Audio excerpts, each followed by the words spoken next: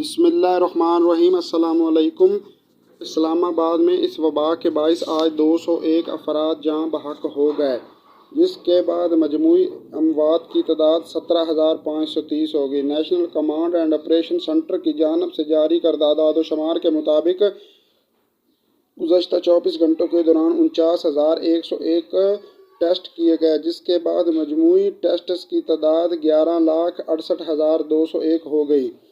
گزشتہ 24 گھنٹوں کے دوران ملک بھر میں مزید 5,292 مثبت کیس رپورٹ ہوئے۔ اسی طرح پاکستان میں اس وبا کے مصدقہ مریضوں کی تعداد 8,10,231 ہو گئی۔ سرکاری اعداد و شمار کے مطابق اب تک سندھ میں 2,80,356، پنجاب میں 2,96,144، خیبر پختونخوا میں 1,15,596، اسلام آباد میں 74,131، بلوچستان میں 21,945، آزاد کشمیر میں 16,789 اور گلگت بلتستان میں 5,280 افراد اس وائرس کی تشخیص ہوئی۔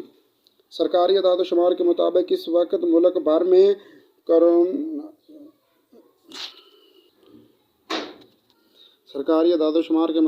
وقت ملک بھر میں اس وبا کے فعال مریضوں کی تعداد 88,207 ہے، جبکہ 5,000 سے زائد مریضوں کی تعداد حالت تشویشناک ہے۔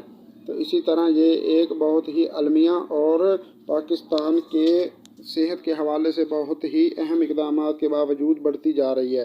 تو اپنی حفاظت آپ کے تحت اپنا ماسک لگانا مت بھولیں۔